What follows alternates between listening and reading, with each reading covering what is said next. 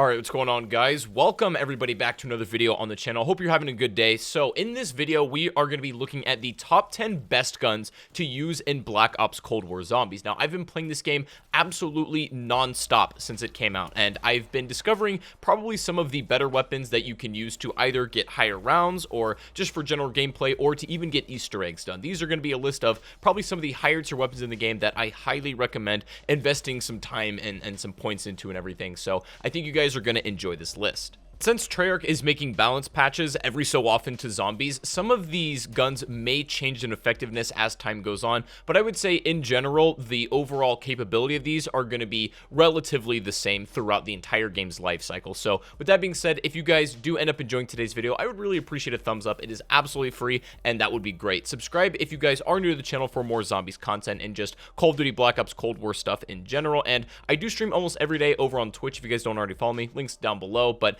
anyways, guys, let's get into this. So coming in today at our number 10 spot is going to be a pretty interesting one. This is the KSP-45. Now, this is not the most traditional gun in the world. It is a burst fire SMG, and this might cause a lot of people to immediately write this one off, but I think there's significantly more to this weapon than meets the eye. When it's upgraded, the headshot damage is absolutely unreal, and I strongly recommend, if you do end up playing this gun, to upgrade your full SMG class in your menu using your Ethereum crystals, as it's going to slightly increase the overall effectiveness of the gun. But it's like one of those guns that you play very methodically and slow and go for headshots. It rewards a steady hand, and even on higher rounds, it can pretty much hold its own against almost anything. It's not super effective on like big boss zombies, but just for the regular hordes of the typical ones, it doesn't do too badly at all, and I think it's severely underrated in the game. Again, it's not the best gun on this list because it is only at the number 10 spot, but I think it's absolutely worth trying if you've never given this gun the time of day. But moving on, and coming in at the number 9 spot, we have the FFAR, or what is essentially the FAMAS from older Zombies games. For you zombie veterans who have used the FAMAS, you know that the games it was featured in, it was an absolutely phenomenal assault rifle, and it is no different in Black Ops Cold War. It is absolutely the case that this is one of the most reliable and fun weapons to use in the entire game. A pretty large magazine size along with the absolutely stellar rate of fire means that this gun is going to be good just on regular hordes. It is amazing in insta-kills, as it can clear an entire horde in 2 seconds flat. In my opinion, this is one of the weapons that is worth fully upgrading to tier 3 in the Pack-a-Punch for sure, and it's just like, it's the jack of all trades, right? It can get everything done. You can play high rounds with this, you can do starting room challenges, or you can do the entire Easter egg. Whatever your job is at the moment, the FFAR can get it done, and that's probably its biggest strength, but it's so much fun to use. Now, taking the number 8 spot, I was so torn between two weapons. I was gonna either put the AK-74U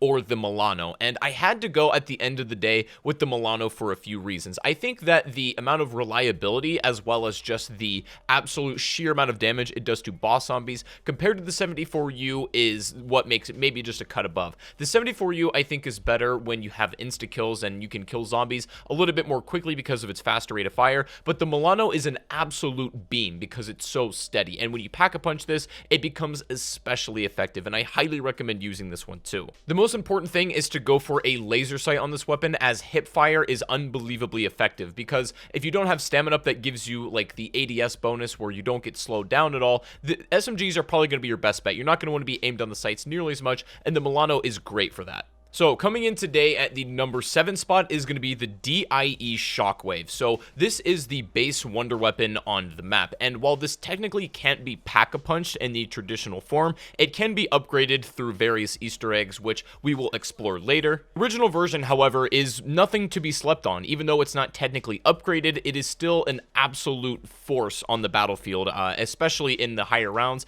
because this gun, the biggest thing, it has infinite ammo, as you can use the left trigger to suck up zombies, thus replenishing your ammo. So you can refill it in a lot of ways, and then otherwise it shoots a blast when you do have sufficient ammo enough to use it. It requires a little bit of patience to do this well, but if you have the patience just to keep running around and not get trapped, you can use this gun literally infinitely. The Shockwave does take a little bit of technique and nuance and skill to use, so that's why I'm putting it pretty high up on this list. I think it's absolutely wonderful, and it maybe isn't as good as its upgraded counterparts, but it is still an absolutely solid choice for any task in your zombies game. Coming up next at number 6, we have the Magnum, and when you upgrade it, it becomes the Private Eye, which is one of the coolest names in the entire game as far as pack-a-punched weapons go. Now, the weapon itself is going to be greatly dependent on how you use it. It is essentially what is the Python from Black Ops 1 and 2. A lot of you guys will be familiar with that, and it behaves sort of like a Destiny hand cannon, essentially. If you're only going for the body, you might be a little bit disappointed on how much damage it puts out, but headshots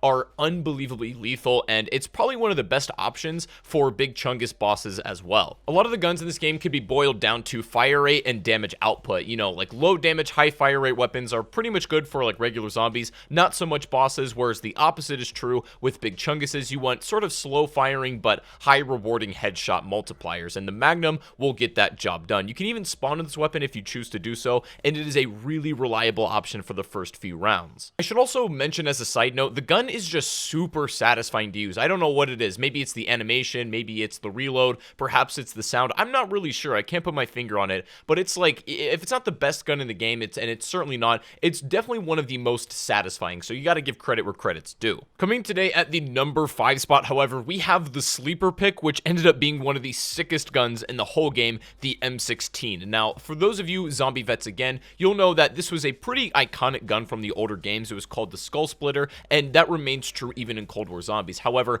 I would say that its effectiveness has nearly doubled since the older games. When you upgrade it, it becomes a 6-round burst assault rifle, which is kind of unheard of, and burst weapons are kind of hard to balance in zombies games, but I would say in this one, it is just completely stellar. It's actually ridiculous how good this gun is. And similarly to the FFAR, which we referenced earlier in the list, it is just as effective, if not way more, at doing, again, high rounds or getting Easter eggs done. It just looks so clean too. It's overall one of the best guns in the game, hands down. Coming up next at the number 5 spot, we have another kind of sleeper pick, the Hauer shotgun, and this was really surprising to me. So just generally, if you guys are familiar with the game at all, shotguns are absolutely incredible, and there's no doubt about that. The Hauer shotgun often gets overlooked, however, because I don't believe it's a wall buy anywhere, but that doesn't mean it's not good when you do pull it from the box. Now, this is also a pump action shotgun, but when Pack-a-Punch becomes the Orion 777, pump action shotguns in zombies can be hit or miss, right? It all depends on how quickly you can let off another shot after shooting once, and thankfully the lever animation is really fast on this gun, allowing you to put out a lot of damage very quickly. Again, it's super effective on hordes of zombies,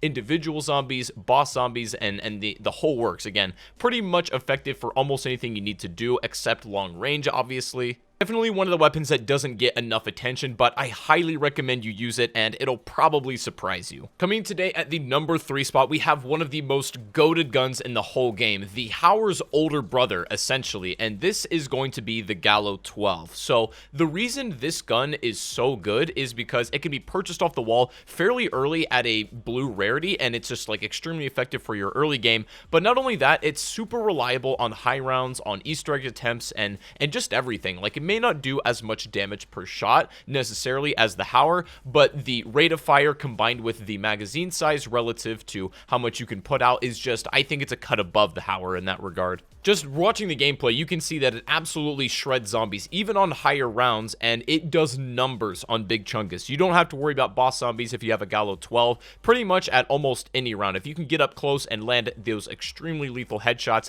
then it's going to do some serious work. But pack-a-punching the Gallo 12 has become pretty much instantly one of my go-to strategies every single time I play the machine, and I would reckon that unless they nerf this, that's going to be one of my go-to weapons for really any situation at all, right? You really can't go wrong with this gun, and that's its biggest strength. Coming today at our number 2 spot is a pretty interesting one. This is the Electro Bolt upgrade to the DIE Wonder Weapon. Now, when we were mentioning the DIE Shockwave, the base variant, it is pretty good, but I think the Electro Bolt is going to be better in most situations, but it depends on how you play it. I think this is most useful against boss zombies, and if you're playing high round attempts where your bullet guns just really aren't getting the job done anymore. Again, it can be used against regular zombies, and it's somewhat effective for that, but I think it absolutely shreds the big chungus, and that's probably where you want to use it most. Compared to the Wonder Weapon upgrades of the past zombies games, the Electro Bolt is pretty easy, to be honest. Like, almost anybody should be able to do this in their game, and if you want to use this variant, you can do so with pretty much no problem whatsoever, but definitely worth checking out, and I absolutely love the electric variant. But finally, guys, coming in today at the #1 spot is a weapon that needs absolutely no introduction, the Raygun. So the Raygun is back in Cold War, and if you haven't heard the news,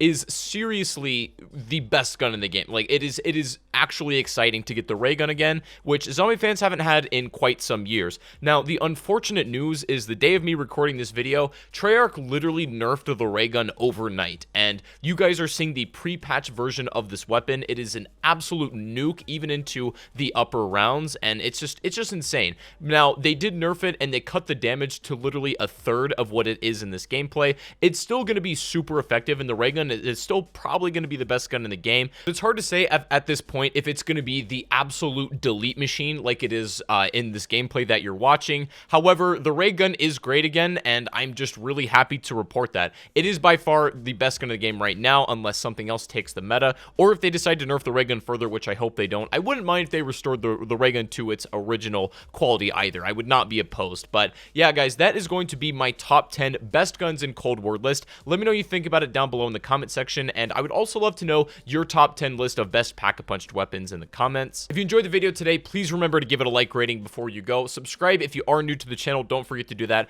And I do stream zombies almost every single day over on Twitch, so if you'd like to come follow me, come say hi and just chat for a bit and watch some gameplay, I would love to have you over there. Links in the description down below. But other than that, guys, hope you all have a fantastic rest of your day, and I'll see you all on the next stream or the next video. Take it easy, guys, and peace out.